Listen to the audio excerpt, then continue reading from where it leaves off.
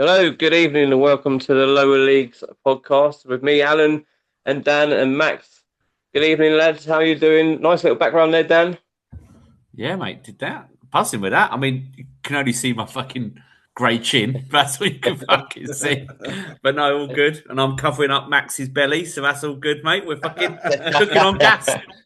Yeah, it's not big enough to cover that up, mate. Well, due to the angle, the way I sit with my laptop, you can't see the jumper when I put it on. So I've had it. It's up there at the back there, so everybody can see the logo. Up the pod. Up the pod, yeah. Well, look.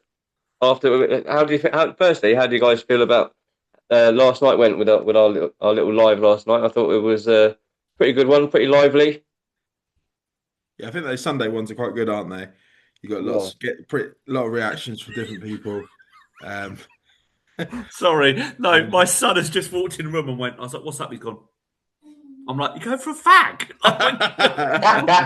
Oh, something to eat, right? Yeah, have something to eat. Jesus Christ! So why is he going like that then? I don't know. I think he was trying to go food in the mouth, but he went with go for a toke. Go for a toke, Dad. Yeah, no, I thought it went well, the live. It was good. I think the Sunday ones work nicely because everyone's like jumping at the bit to talk about their games and what's happened. Yeah. Some good interaction, which is always important as well. So yeah, no, I love them. They're probably we get what I'd say now average about 200 views an episode roughly if we look across the last 4 or 5. But the live we don't get as much, but I feel like there's a lot more interaction. It's good fun, isn't it? It's really people come and go as well, though, don't they? To be fair, so. Yeah. No, exactly. No, we enjoy them, and obviously we enjoy the interaction that we get from those that are watching it, which is good. And we've had a little bit of interaction for tonight's episode as well. So yes.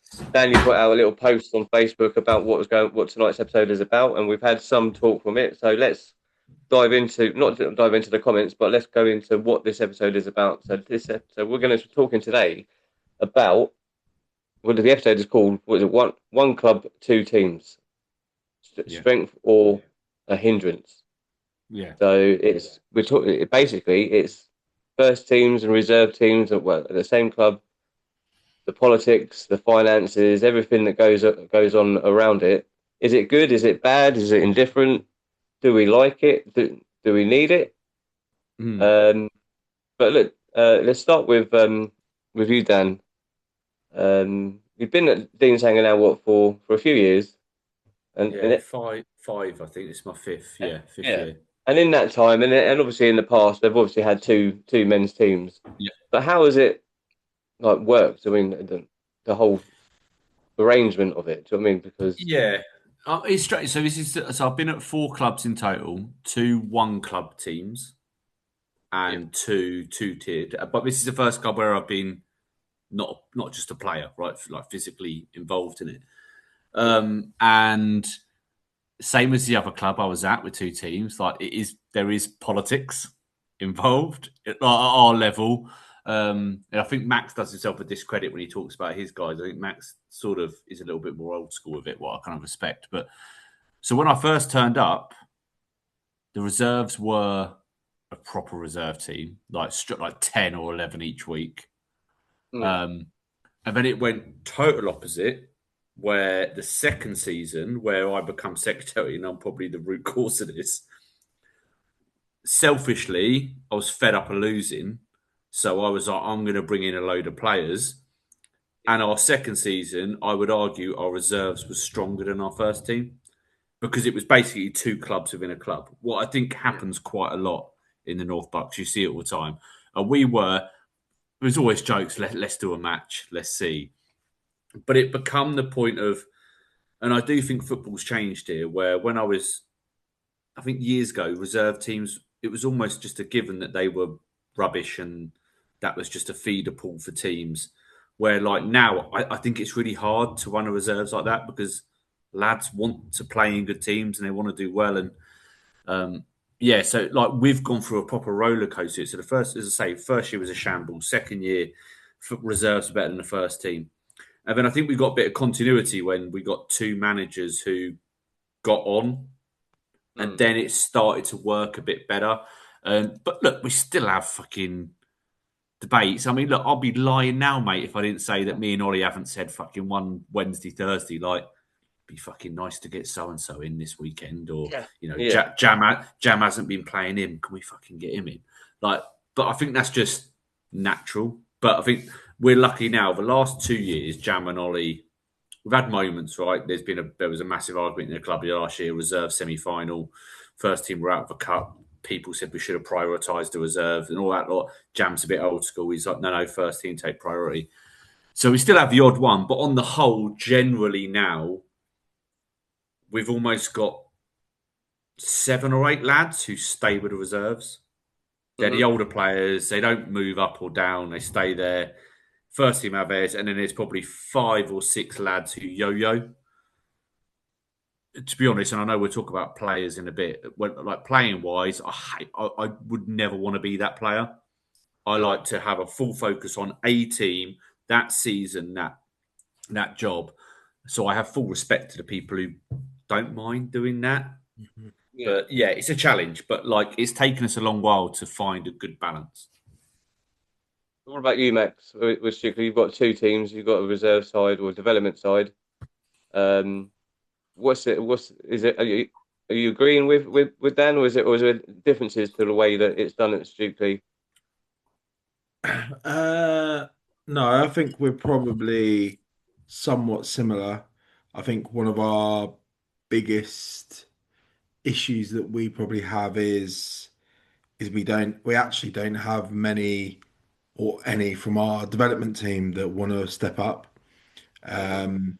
They kind of view themselves as their own little team, and don't get me wrong, they've done really well. They obviously got promoted out of Div 1 last year. They're having a really solid year in the intermediate this year, and that's the first season that the senior development or reserve team, whatever you want to call them, has actually ever competed in the intermediate division. So that kind of goes to show the strength of it. But I think where we fall down as a club, and we've talked about it quite a lot recently, is we don't have enough of our youngsters coming through. This season, what, 3 under-18 teams, and the development team's got 2 under-18s that play in there. Right.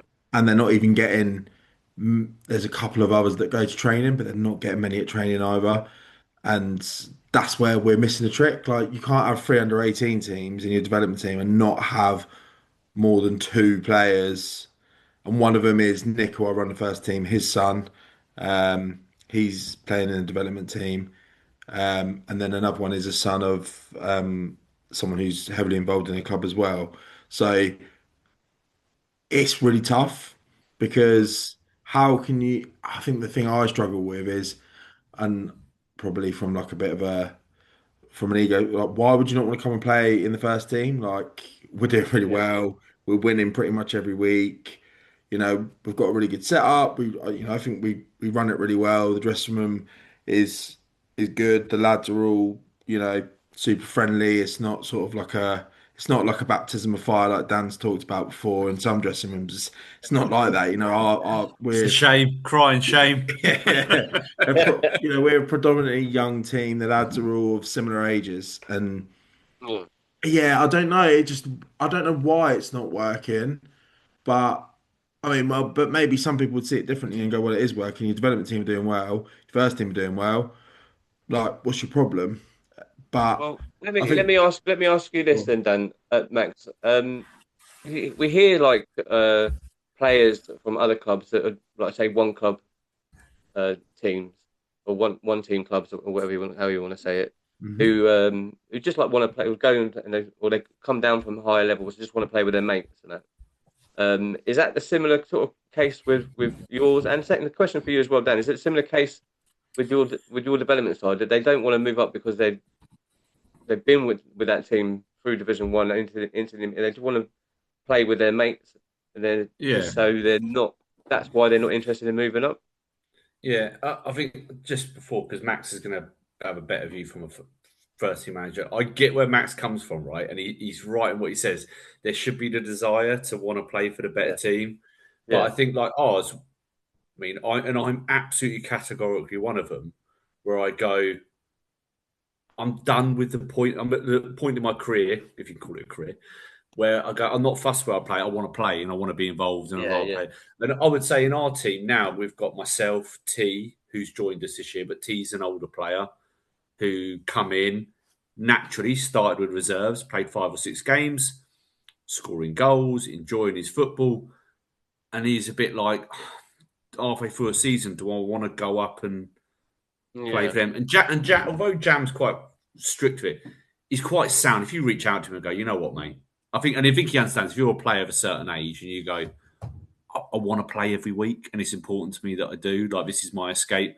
Jam's sound with it. He lets a certain couple. So, like in ours, we've got like me, T, Buddha, so the old first team manager, Ross, Dave Walker, where we're sort of, I think we've all said to Jam, if it was bare bones, we would, but we'd rather stay.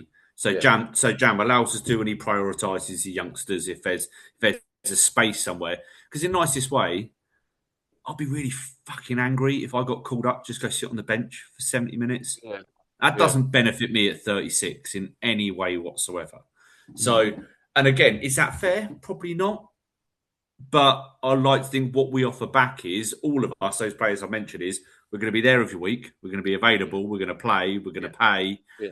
And actually, we're going to make an impact. Whereas if you're calling the shots and you're there 2 out of 4 weeks and all of that lot, it's a bit different. So, and I think as well, Dan, because even though you are it is a reserve side, it's still a senior team.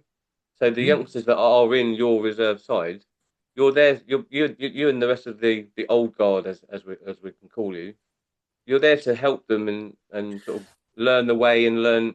Do you know what I mean? Yeah. Teach them how the game is going to be played at Dean's Hangar. And the same, I don't know, the same might be with Strictly Devs.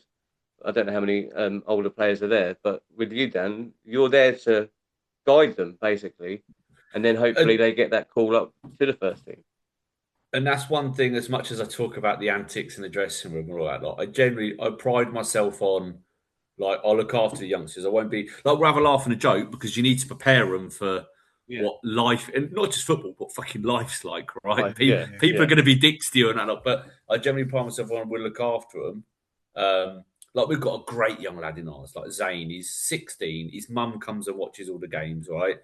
She's sound as well. She gets it, right? And she's a little bit like, you need to toughen up, my young boy, and all this sort.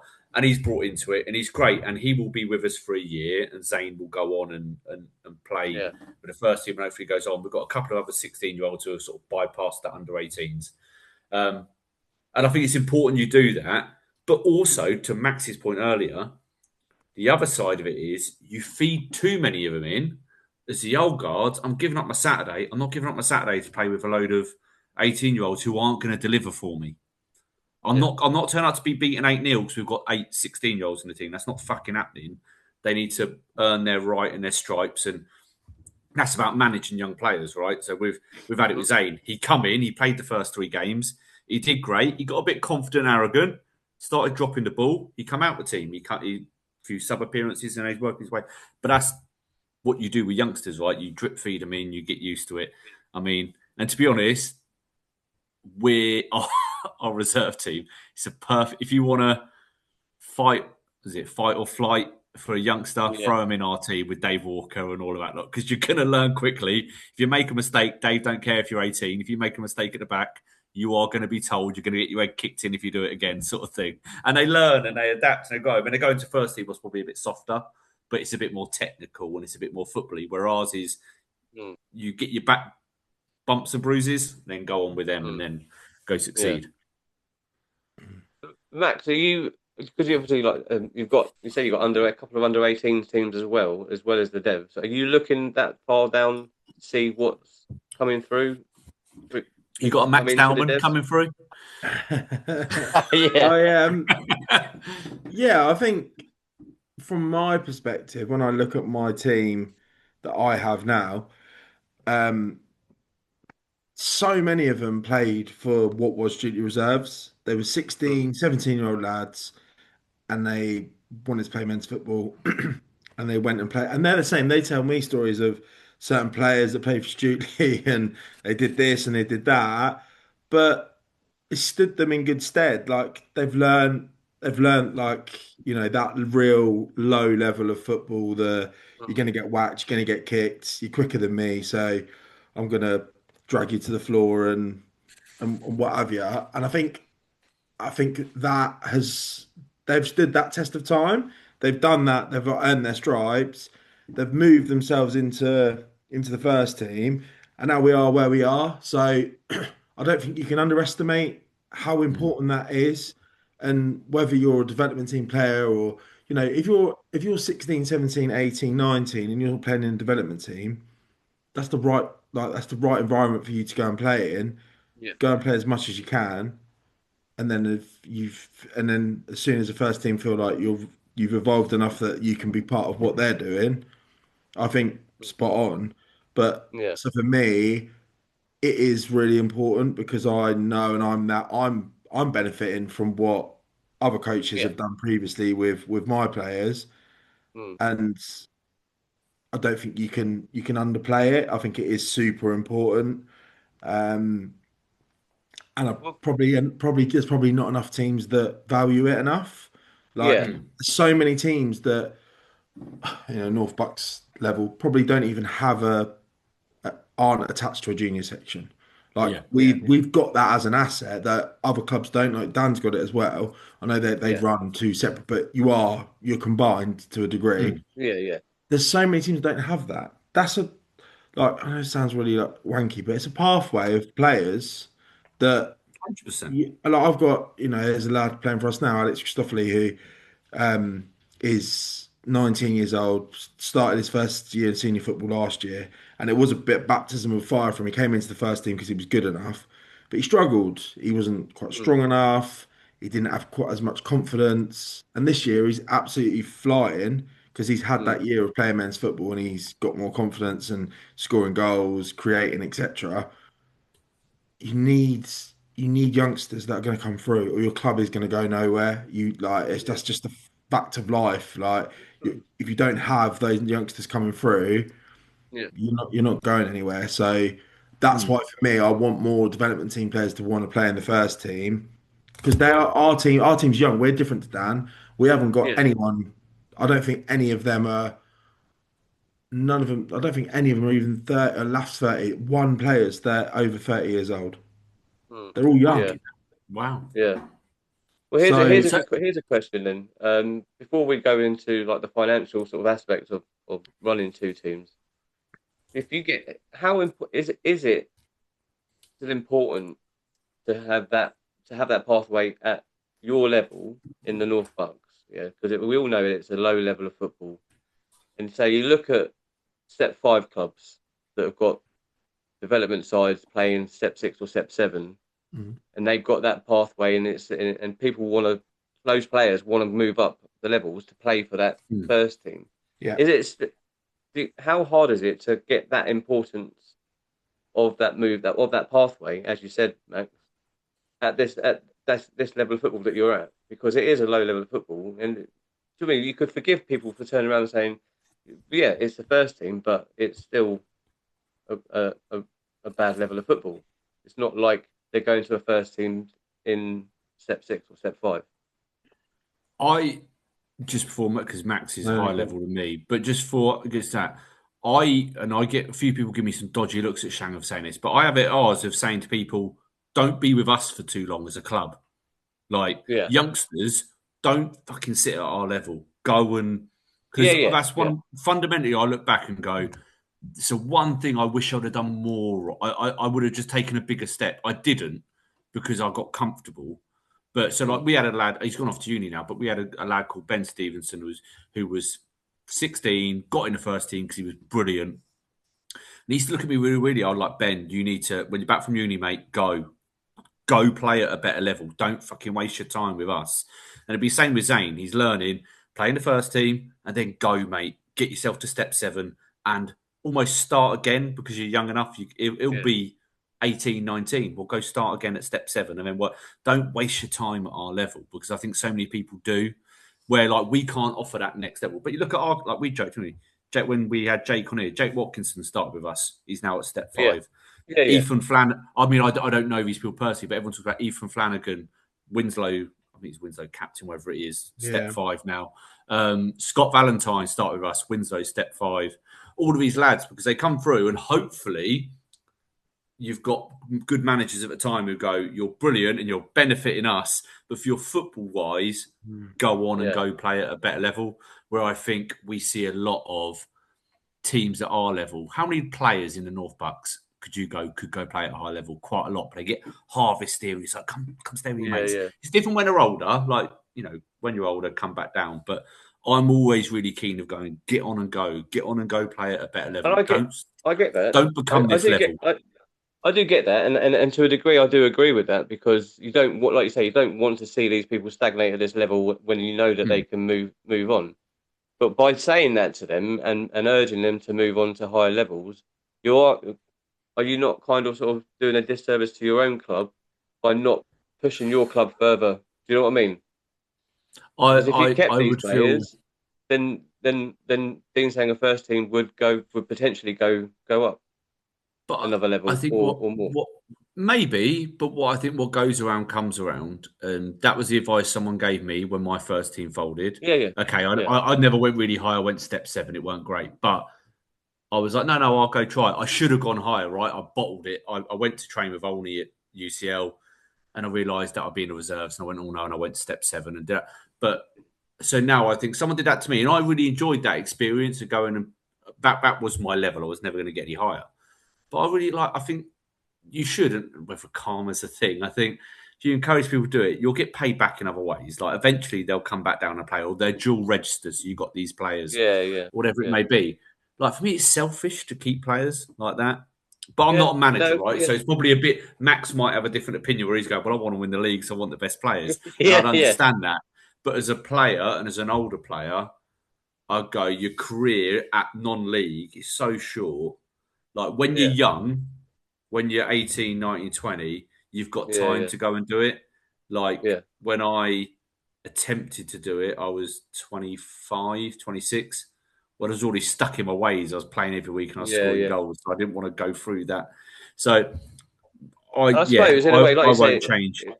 I suppose, like you say, in a way, it does sort of pay back as well, because, like you say, they might, as they get a bit older, they might come back, or they might dual sign, but also, where they've gone higher, they might talk to other players or younger players and say, "Oh, you know what? Go to Dean Sanger, good setup there, good coaching, and you'll get games and improve yourself, and then go up, and they'll move you on." Yeah, maybe that way it creates a name for the club, doesn't it? It's that way. Probably the reason we're not won a cup for a while, or a league, because we keep giving away the good players. That's always the way I try to do it. But that was our. What about you? Because you're making that step up at the end of the season for next season. Are you gonna be emphasising the importance of this pathway then, to make sure that you stay at that level and improve as a first team? Yeah, I think as a club we've got quite a big decision to make over the summer in terms of what we do with our development team, and also the potential. I don't think it will happen, but the potential that even we potentially set up a third senior team and look at having a real, like, Division 1 youngsters, loads of the under-18s all playing on Saturday afternoon, with the development team as team that then competing in the intermediate, and then obviously first team playing up at step 7. That's probably the ideal scenario. But in reality, are we going to be able to get enough players in for 3 teams? Probably not. And I think that's kind of where we're at in that moment where I'm really keen that we get the 18s coming through, but the intermediate division is not the division for them to start out playing in men's football. We'd have to make the decision to drop down, but then that's to the detriment of the Devs lads who are there now, and they've built and they've done really well to get where they are. So it's kind of all a bit of a fine balancing act, really. This is just sort of just thinking off the cuff, what, because you're going into the Spartan League, aren't you? Fingers crossed, in Div yeah. 2. Now that the Spartan League we know has a reserve division. Yeah. Is that not an option for your development team, or is that going to be a Probably a bit bit too of a much? bit too much of a big step at the minute. Yeah. Yeah, I think I think it's with the all in good group time, that isn't we've it? currently got from a development perspective, I think it's quite right. Like you look at Cranfield have done it now, haven't they? They've got 3 teams. They've got Step 6, technically Step 7, but Bed's Prem, and then Bed's Division 4. But Okay. when I spoke to him about it, he was like, "We first team did the jump. Okay, they were, because the Bed's Prem is technically higher. They jumped that South Mid Step 7 and went into Step Yeah. 6. Their reserves got promoted anyway to Step 7 Bed's Prem, and then they had a year. They had loads of people. They had a year, and then they just promoted an under-18s team and went, right, you are now our, and they're romping up. Their reserves will win the Beds Prem this year, but they won't get promoted, obviously, because they can't. And then their reserves are romping. I think they are. I think they've done what Max is saying, like bottom division in the Beds League. Go learn your trade. Yeah. And then they're trying to do it that way, but it's all been in stages. It was like the first team went South Mids, right? Have a season, right? Next season, reserve team's going to step up. Next season, get the third team in to try and build that pathway for players. That then you can go, right. We can, but say it's all timing, isn't it? It's trying to get it right. Yeah. Next season will be a massive step for you, won't it? Let's be honest.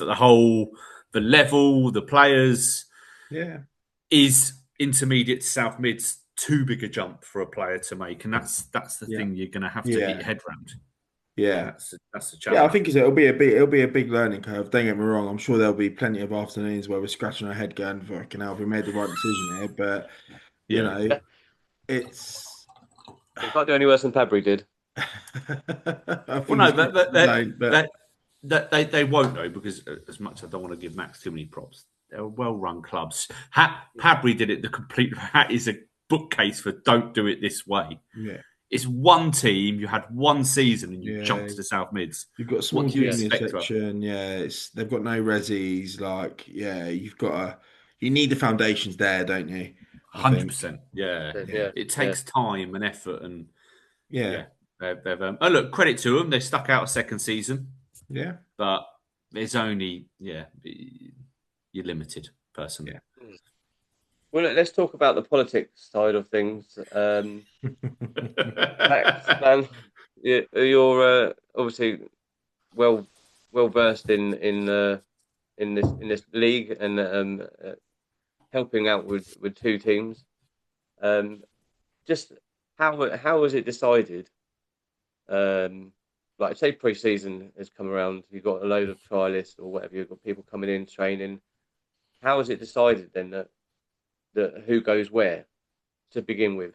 Is it just a simple case of he's rubbish, he goes to the reserves, or do you then send that one on to another club, or is it that simple, or do you have like proper chats with your devs manager or reserves manager? Does Jam and Ollie talk and say and discuss players and stuff like that? And do you do the same, Max?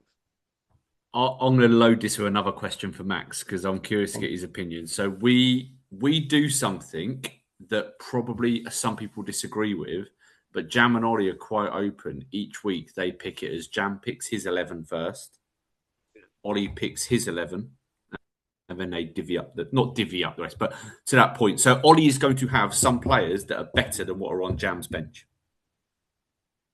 So Jam won't just take the 16 best players, because the way we look at it is we're both paying to play, and so Jam's bench is often the youngsters that are showing promise. Yeah. So they're good enough to play for Jam, because obviously our level is not as big as Max is different. The Prem's a bit higher. Jam's first team, right? Yeah, so he's the first team manager. He'll take, so this, for example, this weekend, he had Fletcher on his bench. He's a 16-year-old kid. He's a really good player. He'd probably start for the reserves. Yeah. But he might be knocking out an older boy, maybe. And actually, he's going to develop more with Jam than with us Herberts. Okay. So, but there is lesser players that sometimes with the first team that would be with the reserves. And some people are like, that's ridiculous, but it works for us. I'm just curious if that was something you'd do at Stukely. You do it completely different to us. Going back to Alan's original point on pre-season and new players coming in, etc.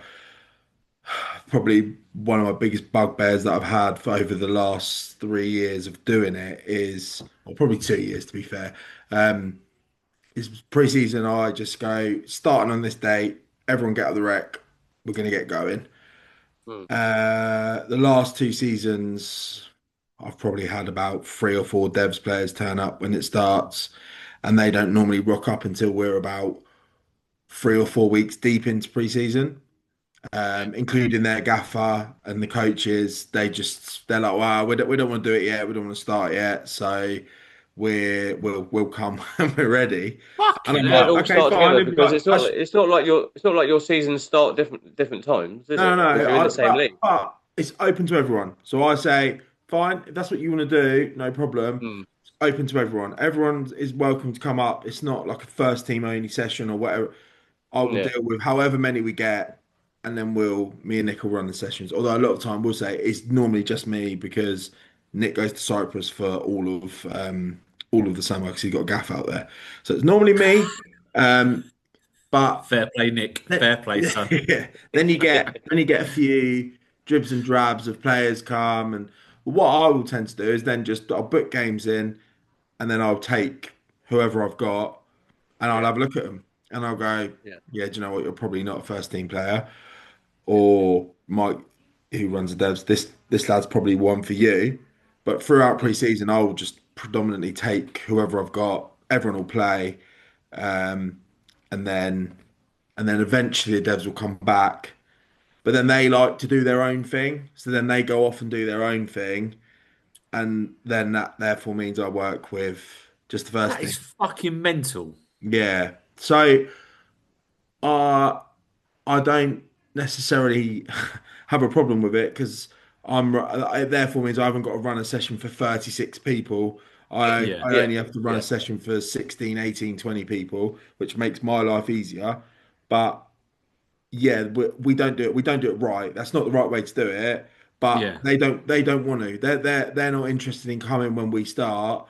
So I'm like, fine, we'll crack on. We'll do our thing. They are essentially running themselves as a separate team. That is mental. Like, that's actually made me feel better, if I'm honest.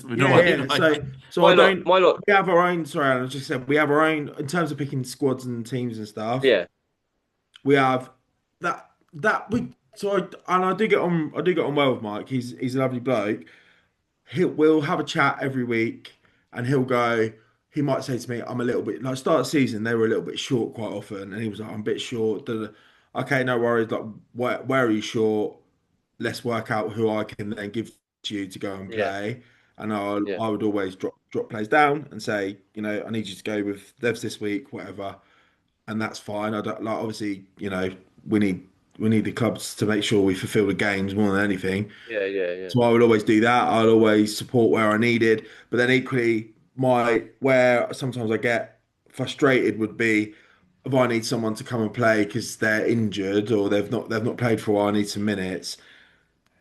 We're now in a situation where they wouldn't necessarily guarantee that the player I'm sending to them will play for the length of time that I might want them to. So it's difficult because they've got such a big squad now. So it makes it difficult.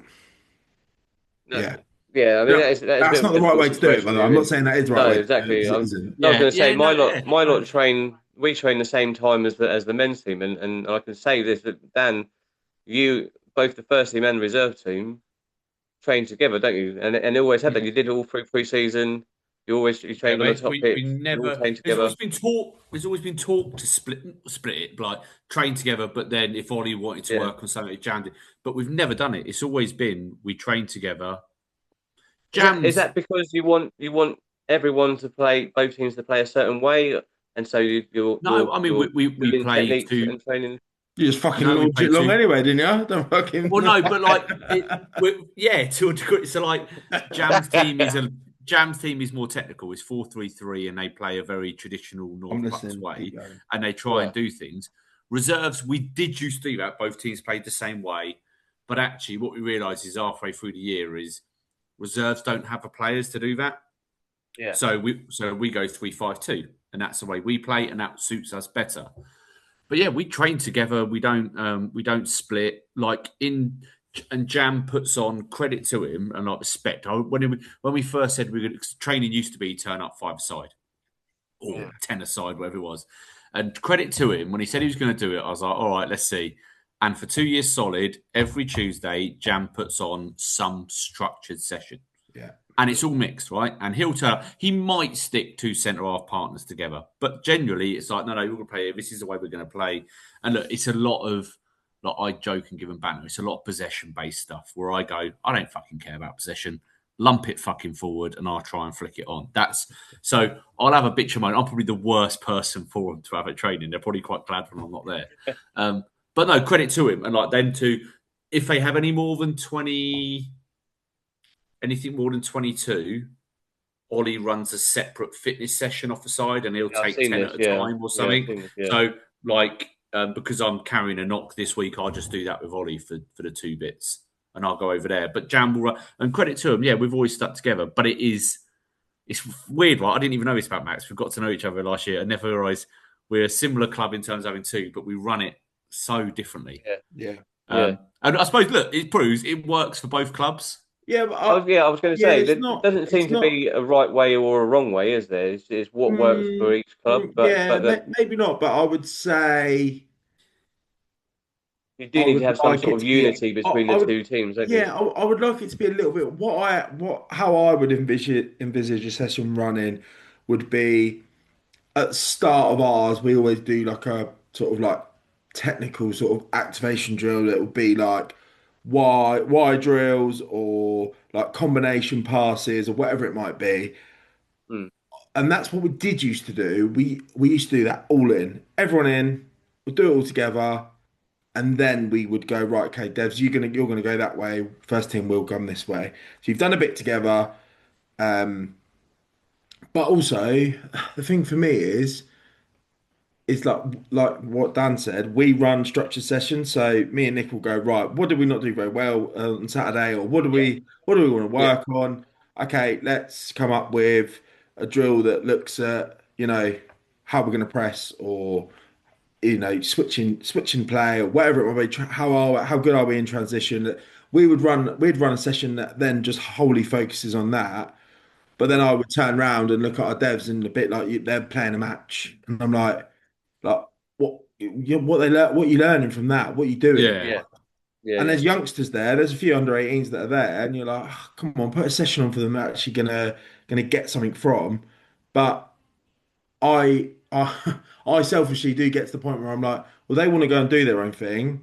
You crack on and do it, and we'll do our thing. It's much easier for me to work with our first team on how we're going to press or how we're going to play, or so. Yeah, how you're going to fill the gaps. I don't agree that it's the right way to do it, because I don't think it is. Yeah, I don't think it's right at all. I think, and because we need to obviously move on to the money side of it as well. But from my point of view, I quite like us all being together as well, because I do think like we are probably closer than we've ever been between the 2 teams. But I see it as it's an opportunity. I don't see a lot of them lads on a Saturday, because obviously we're like reserves are either away or home, whatever. So it's an opportunity for us, and like the camaraderie is generally quite good. Like we all get along. The youngsters get to know a load of our first teamers, and everyone generally mixes quite well. So I think when that youngster does go up, it's not he's meeting people for the first time. Yeah. It's generally, we get 20 to 30 players to train in each week. It's for a third of a pitch. Yeah, we're probably so we're quite lucky. We got full pitch. Oh, decent. And we get half each. So we're quite fortunate in that perspective. But also then, you've got you're probably talking about 40 lads that are there week in, week out across both squads. So that's like trying to put on sessions for hard. It's hard. But then you can divide and conquer. You can set up, different drills for different bits like you said with the fitness bit as well, and whatever. You can do it. It's not difficult really, but it is hard then to work. Do you think it does become when you've got two teams that are probably looking to do two completely different things? I think it's quite hard to then run one session that works Yeah. for everyone. Yeah. So yeah, it's but I will add the way Dan's doing it is much closer to how I would like us to do it, but we aren't at the minute. We're a million miles away Yeah. from that being the case. Yeah. Right. Well, let's move on to the financial side of things of running two teams. Dan, you're probably a little bit more in the know about this, being a club secretary and all that, and and deal with sort of finances of the club. What is it? What is it that, like the overall, not overall cost, but is it expensive? I mean, to hire pitches, especially in the winter time, because obviously we train on a 3G pitch at the school during the winter. Is that a huge cost? It can, but like I suppose I want to be fair and honest. I thought I big myself up because I'm really good at what I do and running the club and the financial side. But actually, what I fundamentally forget, and Max's teams are doing the same way as us, is we don't have to pay for a pitch, and that is a Yeah, massive burden. yeah, And I stepped into a role where we had the best part of 8-9 grand in the bank as a club.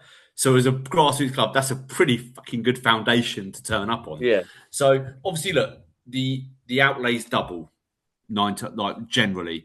But so for us, look, we're very lucky. We don't pay for a pitch, right? So every week we take subs.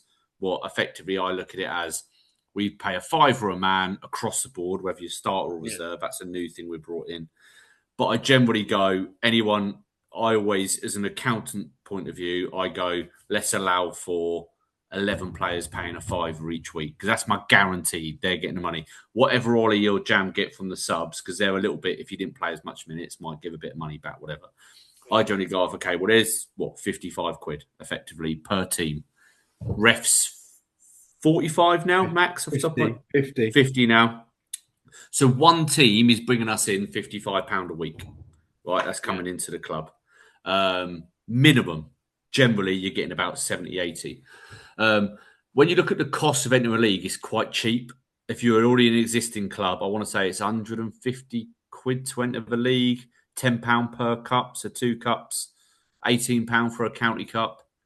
Insurance, I think we never shop around, so we always get the one the league affiliated one. Like and that was like 100. No, that was like 60 to 80 quid a team, roughly. Yeah. And then you're in basically, and it is the training that's the cost. We pay 37.50 a week for a third of a pitch for an hour. I want to say from when is it normally? First week of October, roughly till. I think about 2 weeks' time, I think we go back up the club. Yeah. So the training is our biggest expense, and that is why I do understand some teams who are a single team who pay for any pitch to go, we don't train. I get that, but for me, that's part of when we talk about the desirability of joining a club. For me, that's part of it. Is you've got a structure. We have a pitch. We have 2 teams. We train. We do all of the others. Because if you say to someone you pay because I think a fiver is quite a generic number across the leagues, isn't it? £5 a game. Do they pay fee at the start of the season as well? So everyone pays a £60 signing on. We have a rule of thumb of everyone gets something for their 60 quid, right? So if you were a new signing this season, you got a tracksuit. If you were a regular from last season, everyone got a rucksack this season, like the ones I showed you to, right? Yeah. So I always try and give them something back. It can't always be massive. I generally work off the rule of thumb is if I can spend half of their signing on fee goes on some form of present. If you're giving someone if you're paying 60 quid and someone's getting a tracksuit, you're out of pocket. No, well, no, I can do so. Again, this is you find ways. I've got my own heat press. So this year, I managed to do all the new players at Volvo moaned. They didn't have fucking pockets because it was like I felt because we're a Macron club. I'm like, fuck, it's expensive. Yeah. I could do a tracksuit printed with initials for 37 quid.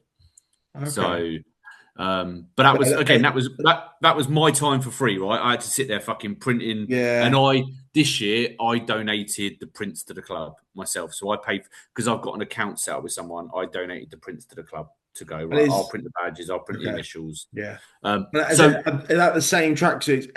Is everyone wearing the same tracksuits, or are they slightly different? No, so the same colour, but actually the first team last year when we had someone who donated money to the club to buy everyone tracksuits. They got it's the same colour, same brand. They got almost like the level up one because it had pockets. It was a full zip, not quarter zip. Okay. But it was basically this year. I was honest with people. I was like, we can't afford because they were 57 quid. We got a quote this year, and I was like, I can't take £3 signing on from all the new lads. That's not the way it's going to work. So everyone got a tracksuit. So that's how we run it. So you always get something for your money, right? You're paying 60 quid, you get something for it. Yeah. If you don't make pre-season, as in you don't get to the end of it, we'll give you your money back. Yeah. So if you sign on and pay, we go, here's your money back. If you turn up so we don't make anyone pay a sign on until the end of September. So you get a month to go, how's it going? Like, what's your thoughts and feelings? So, sorry, we're going off a tangent. But, so the cost-wise for us is not to have an additional team is probably 400 quid, probably, when you add it all up. But we're not paying for a pitch. What did allow us this year to go, well, we'll pay for 3Gs in the winter. Because we're not used to paying it, where I think Costy's question earlier, he was saying Carpathians, they pay for their pitch each week. If you're paying £100 a week and you're only getting in 60 quid £60 signing on, £60, £5 subs, you're £40 in the negative every week, isn't you? Like, if you've got two teams, you are, because there's always one playing at home, isn't there? Where this is where, and again, like bookings, things like that. Like, so I manage all of that. Two teams, that's quite a ball ache each week. So if you get a couple of bookings each week, chasing those 4 players, and again, that's the benefit of having 2 managers who get along. They're really good at chasing those people. So it depends what way you look at it. So I'd say in our league, the Stukelys, the us, I presume Hanslope are a very similar situation at the Rec. I don't know. I'm not sure. I don't know. I don't know if they pay for it or not. Twyford, I know they've only got one team, but I don't know if they do. But generally, the village clubs, Marsh Gibbon, you're probably not paying for the pitch each week. You're part of the foundation, aren't you, so to speak? Whereas you're bringing the money in, aren't you? I suppose, like through the bar or whatever, the recreation ground itself. So and that's another cost, right? So we don't pay for dressing rooms, anything like that. So bear in mind, our bar and club are separate to our team. But they look at it as you spend a lot of money in the bar with us, right? So they don't charge us for that. The only thing we pay the club for is washing the kit. Now, would we wash the kit for free if we had to pay for a pitch? Probably not. We used to share it around us. Now we go, well, we're in a position where we can go. I think we paid it, and it's peanuts, right? We paid a club $350 a year to do 2 teams' kits for the whole season. Jesus, pretty good. It works out like £6 a wash or something silly. So bless her. A lot more than that for us. Yeah. So we're very fortunate in that way, and they put food on for us each week at the club free of charge. Yeah. It's a chili and garlic bread or whatever it is, but it's fair play. They put it on. Always welcome the teams in to have that. So it's weird when we said we were going to do this episode. I sat there like, we do it really well, and actually, what I realised is we're really lucky. We're super lucky at our club. We get it. Whereas if you're, and not to give him props because he's gobby little shit, Emberton, I can imagine they've had to start from scratch, right? And that's really hard. You've got to then find sponsors and all that. Like, I mean, we find sponsors, but it's a bit easier when you go, a sponsorship money for us goes really long way. For them, it might just pay for the entry. It might just scrape the kit and all of those. And actually, it's not cheap now. No. Like, I mean, we wouldn't have played on 3Gs if it weren't for Max this year. Max put us in touch with Van Dijk. He put us in touch with Cottesloe, and we got a cheap. When I found out what Costy was paying per hour somewhere, he's paying £90 an hour. So he's paying 180 quid for a game. Nice, Max was like, talk to Van Dijk's 100 quid, or Cottesloe's 100 quid for a match. Yeah, they just charge you a match fee, didn't they? Yeah, so all of a sudden you don't mind travelling that bit further and things like that. So it's those. I think it's the pitch cost that is the big killer. So it's finding somewhere, and that's where, again, if I was to start a fresh team now in Milton Keynes, I would immediately be going Castlethorpe. Haven't got a team. It's a village. I've got a recreational ground. Where are the villages that have got recreational grounds? I think they're built on it now, but there's a posh village that used to have a team. Westbury got a recreational ground by a football pitch. What's going on with it? Those sort of areas, because then you can go, you might get it for free. Wickham don't have a team anymore. There's a pitch and a recreational ground. Getting involved with those sort of things rather than and credit to them, a Carpathians, you are a fresh team. A Real MK, you are a fresh team. You have no affiliation to an area. Yeah. It's really, really expensive. Really expensive. Yeah, I don't even know what council pitches are like, what they cost now, but it's got to be cheaper than 3G in it. I would have thought. I don't know. I have no idea. Mate. Genuinely, back in the day when I was running the Sunday team and we played up at Astral Park and at Buzzard, even back then we were paying like, I'm talking like a good 10 years ago, we were paying like 80, 85 quid for a pitch. It was expensive. Like, it's not cheap. And the pitches are shit. Quality, they're crap. Like, I think we are, just to add on your bit, then we are similar. We're probably not quite as lucky as what you are. I think we pay nominal fit. I don't know. I don't actually know how much the figure is, but I think we pay like £1,500 a year for the pitches. But obviously that includes all senior and junior pitches, access to changing rooms, etc. So yeah, it's not a lot of money, right? When you're talking about whole football club as well, you're not just talking about the senior section.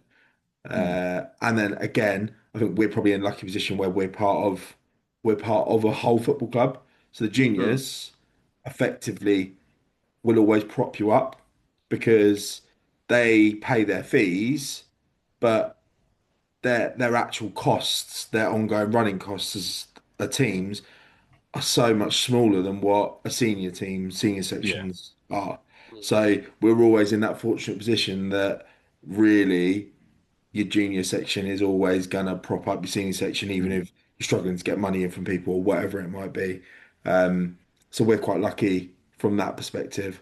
But yeah, to Dan's point around like I don't know, the Edmonton I think is a wreck, but whether they pay or not, I don't know. But like Real MK, Carpathians, even MK United to a degree, they will do home, do they? So, and they've got two teams. They're paying out week on week hundreds of pounds to play on crappy pitches in Milton Keynes. So it's tough. It is hard. Now I don't know what clubs charge. I don't know how. Like, you do it differently. We make our lads pay. So they paid 200 quid this year, and it's in like 3 tranches. So they'll pay it across 3 blocks. I've heard a few teams do that now. A few teams do almost money up front. So we do that, but it's tough. Trying to get money out of people is a pain in the ass. So yeah, I don't envy. Do you use that to your advantage? Because we've started to cotton on, and this is probably really wrong. We do it right. We've started to cotton on that other teams are not in quite as fortunate position. So like now we will go because we don't have that cost, and we're still taking a 5 like everyone else is. Your Christmas party's paid for. Right, turn up on that day, all your beer's paid for. We'll put a load of money behind the bar. End of season do same thing. You get your tracksuit, you get that because we don't have that additional cost, and we use it as an opportunity to try and entice players in to go come to our club, and you're going to be well looked after. You still got to pay, but you're getting something for it. I think you're probably a bit tighter on certain things. Like we basically moved to training on 3G from like the start of September. So we go earlier and we probably put more money into things like that rather than trying to give free. Well, don't get me wrong, the lads always get looked after. Like we always find sponsors, and both teams have had a brand new kit this year. Tracksuits have been paid out for via different sponsors and money that we've got in. But the thing is with tracksuits do my fucking head in. I'll be real, because the amount of people who come along and they rock up and they get there and go, oh, can I have a tracksuit? And you're like, oh yeah, I'll just fucking pull it out my arsehole, shall I? Like, yeah, because obviously everyone's different sizes, like, and then you need to get it ordered in. You need to then get it printed, and it's been a bit of a fucking bugbear this year where we actually haven't bought anyone any new tracksuits or through our own ill sponsorship. Actually, the first team got hoodies, but other than that, we have not done anything. And people have come to me, oh, why you don't got a tracksuit? I'm like, no one's brought any sponsorship money in. You bring sponsorship money in, then we'll get you what you need. The club is not funding you but wearing a tracksuit. Yeah, Like, no, it's fair. and I think you're lucky that you're in a position where you obviously have a heat press, so you can just buy the tracksuit. Yeah, We're having to I've buy got stock tracksuits, get them upstairs. I've got printed. stuff Like, upstairs. yeah, exactly. So, You bit could sort of different for introduce. us. I know some clubs, obviously some clubs that are a bit higher up.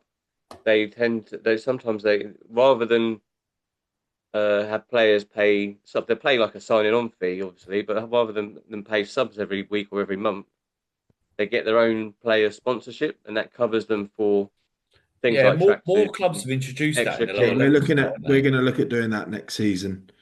Yeah, Yeah, we're going to look at doing that next season, and then it will mean that they'll get a tracksuit with that sponsorship money. But we're also going to change it where we're going to just buy X amount. We're going to number them all, and then they'll get given out.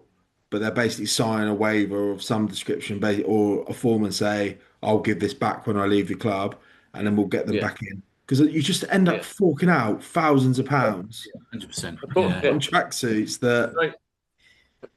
I'm mindful of what, like, I'm curious to get your opinion on this, Max, because we've got to wrap up away. Is if you are a Dan's gone. From a player's perspective, you went a little bit there, Dan. Yeah, you went for a sec there, mate. Sorry. I'll say, as a player, would you rather join a two-teamed club or one-team club?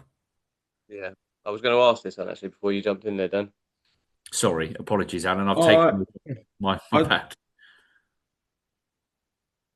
I genuinely think it depends how good you are at football. No, so if you're mustard, if you know you're good and you're gonna get into the first team, then I don't think it really matters to you. I think if you're a bit in between and you think, well, I might not get in every week, or you know you're not that great, you want them to have two teams. Yeah. Was it an attractive option to you, Dan, when you were playing when you were younger? Not Shanger, no. I mean, I went with Shanger with an open mind, but no, when I was younger, I didn't join Cranfield because it had two teams. A load of us got asked to go over to Cranfield, and I went over there with a full intention that I was going to be first team striker. Me and the guy I went with, this is back in the day where every team played two up front, by the way. No one played fucking 4-2-3-1. It was like, you two are going to be our strikers. And I turned up, done all the pre-season, I'm flying, and then some fucking lad who was there the year before went to Arsley Town at like step 4, didn't work out, and he come back. And like 3 weeks into the season, I'm in a position where they're going, might not work for you. And this is back in the day where you didn't really see transfers and stuff like that. Okay. So I was like, fuck, right, I don't want to sit on the bench. I'm like 26. And I was grateful that literally the reserve manager was like, come play for us. And I dropped down to reserves and I had the best season of it. I loved it. We won the league, cup final. Like, it was my favourite season. But if I was at a one-team club, and I went there with, like, I was told, you're going to be our main man. Like, you and Dutchy, you're our main men. And I went into a club, I signed, and I don't blame him, by the way. This lad was far better than me. A lad called Jordan Appleton, and he never went any higher. He sort of stopped playing. But he come back to the club, and they were like, mate, like, we've got to play this guy. He's unbelievable. And they were right to do it. But I was left in a shit situation. I was going, well, what the fuck do I do? So I was lucky in that way. So now, actually, with Shango, I went in as I'm going to play for 2 weeks and I'm going to leave. And I stuck around, and 5 years later, I was there. But I do think there's something in it, actually, as a player, gives you that security. And it's not like the old school. So it's not like back in the day where you must be available for the first team every week, should you be called upon. Now, I think most clubs are a little bit like, if you're a player of a certain age, it's going. If you're not up there, go play in there. Go play 90 minutes every week, and you're set. So I'd always encourage it to people. Yeah, and the lads we've had join this year have benefited from that. We've had lads who come from Wanderers who are one team. We've had lads who are stuck in reserve teams at a higher level, but come down to us, and it's given them that flexibility, and they've done it. And I think it's a benefit personally to me. I do think if you're looking at clubs, those of two teams will more than likely be the ones that are so much better run than ones that are one team. Just purely because it means they've normally got the infrastructure. Like you look at pretty much all the teams in our leagues that have got two teams, like you, us, MK United, Wing, like there's loads. I'm trying to think about it. So Great Hallwood, Hallwood. You look at all those clubs; Silverstone. they'll be mainstay football clubs that have been around for absolute years. They're going nowhere. They've all normally got pretty flourishing junior sections. They're the ones that you can rely upon. So I suppose when you think about it, it probably does make more sense to join a club that's got two teams rather than one. And credit to it, I think MK United deserve a hell of a lot of credit because they've almost done it really quickly, haven't they? They were willing. They formed MK. I know MK United juniors were around. They formed the men's team. They done 2 seasons. Now got the development with Ashley, and by the sounds of it, he's had a challenging year, but he's kept it going. They haven't given away any games, and I think to Ludy's comment, he's spinning plates trying to do it. Yeah. Credit to them. And like as Max says, they're renting a pitch every week. Like, fair fucking play to them. Whereas the old guard, us, the Stukeslys, the Great Hallwards, the Hanslopes, all of that lot, it probably, we're the key holders or the bearers for the time being, but the foundations were already laid. People before us done an amazing job to get to this point, and we're taking on a well-oiled machine effectively. Yeah, 100%. So it's the MK United who deserve the credit because them guys are, and the Wing the same. I know they started again, but that's what they've done. Credit to them. I think they've done the right thing, right? They've gone right. If we were, because I think they've had a little bit of a history of being around, going, and they've brought in that second crop of players that should hopefully mean that they will have that longevity for a good few years, which they probably haven't had.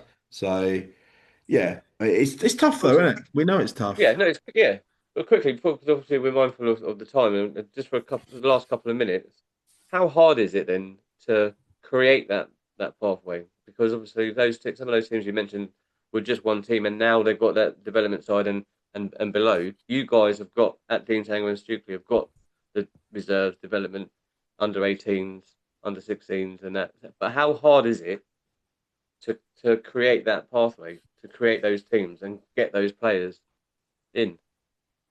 I think me and Max have proved it tonight. It's never perfect, and you're never going to get it right, and you find a way that works for your club. Like Max has said, all these players are under 30, right? So they're in slightly different times in their career. Jam and Ollie deal with politics at our clubs. We're more over 30s, so we're more demanding. We want guarantees. We want to play, and all. So every club's different, and I think you have to find a way that works for you and what's the recipe for your success. Because I would say Dean Zanger's a fantastic club, Stukely is, and we've learned tonight we run very differently. And that's okay, right? That's you find your way to do it.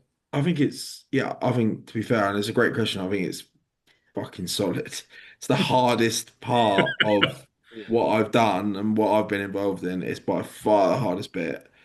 Trying to get the balance right between, can you bring under 18s through? Can you get development team players looking to go up? Can you have the conversations with your first team and go, look, I need you to go and play down? And to be fair, that's probably been the easiest bit. It's definitely full credit to my boys. When I've said to them, look, I need you to go and play for the devs.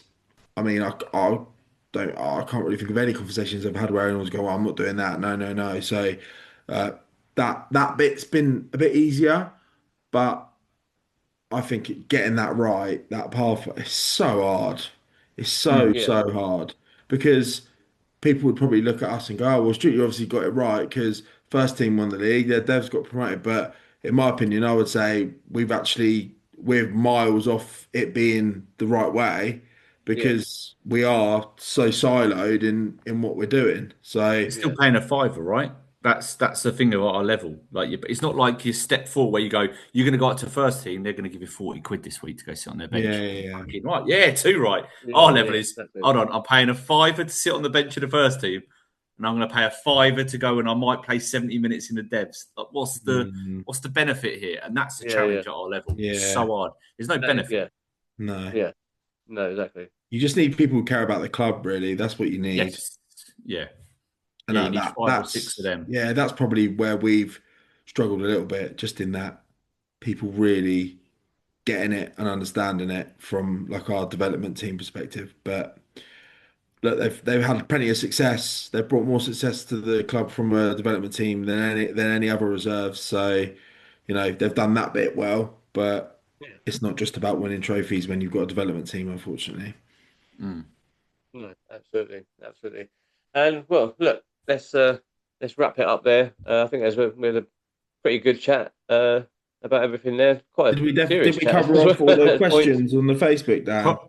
Probably not. I'm having a frantic look. I think Like Alan quite a said few of before them. you joined, Alan was like, "We'll probably be wrapped up in half an hour." I was like, "I don't think we fucking will." Yeah, yeah. Um, I think some of the so questions were sort of financial based, well, and you look at it when they're all here. talking to each other. Sorry. So like Ashley from MK9, dev squads ever changing as players have various levels of ability and commitment, whilst others are consistent, ready to step up to the first team. Um, what I completely get, right? This is why I think some people call it the development team. I do think there's something in that bit of, we're fielding youngsters through. Fucking woke, if in my eyes, your reserve team, just fucking get on with it. Yeah, you're the Rezzies, aren't you? Yeah. Yeah, the Resies, you're the fucking two bob mob.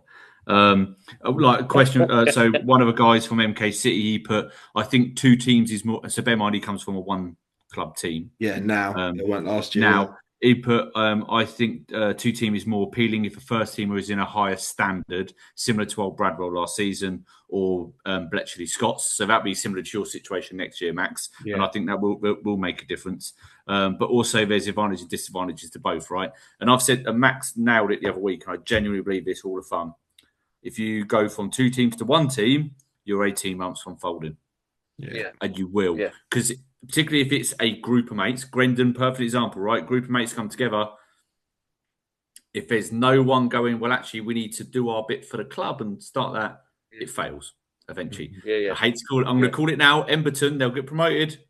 I bet Emberton aren't here in 3 years' time because people will get bored. And then actually, you need to lay the foundations early to start going. When all those mates bugger off, where's the next train of players that are going to come through? Yeah, that is the hardest bit, isn't it? Not having a tie to a junior team, junior section, And also in that sort of not having your own base, your own club, your own. I mean, like we have at Deanshangle, like you have. Where do you go after the game? Yeah, exactly, and where you can build those youth teams and where they can all play and stuff like that.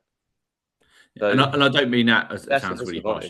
I don't mean that in a bad way to Lewis. Is if by the sounds of it, he's one lad who started a club. He might have one or two people helping him, but like Max says, you need a group of people who love the club, a proper team. Like we're lucky, right? At our place, we've got me, Jam, Ollie, then Mark, the chairman. We've got all the guys who look after the pitch. We've got players who've been there for 10, 15 years. So everyone helps out and mucks in when there's money needed. A couple of the players who are a bit more flush go is a couple £100 to get you going. If you don't have that, it's really hard and challenging. Yeah, no, absolutely. Right, that's it, gents. Well done tonight. Thanks for coming on. Cheers, boys. Enjoyed that. Yeah, live on Friday. I might not be able to do it. I'm up in Scotland with work, so what on Friday night? Well, I'm coming back on Friday. Oh, driving back. Oh, okay. I'm not sure. Yeah, I don't know how I'm getting back yet. I might. No, we'll talk about it. It'll either be a live Friday or a live Sunday. Yeah. But we will throw it out there. If anyone wants to put them forward, it's a substitute for Max on the night. Yeah, crack on. No, we still want you there, Max. But just in case, fucking hell, someone will fit in you already. Jesus Christ, mine's big enough. I'm sure we will. I'm sure we'll be able to find someone. Actually, my missus is on the earlies Friday. Maybe not. We'll find out. We'll play it by ear. Yeah, we'll see. If not, we do Sunday. But yeah, definitely. Absolutely. I don't need a fucking Friday night after getting back from Scotland of Dan going, "Out the Wolves, come on the Wolves, yeah, the Wolves." Yeah, big game this weekend. Big game. Yeah, looking forward to it. It'll be good. Yeah. Right. Cool. Gents, well done. Thanks for coming on. Thanks everybody for watching this here on YouTube. Don't forget to like and subscribe to the channel. And keep the views coming. And we'll see you all hopefully maybe Sunday. Yeah. Take care. Cheers. Bye.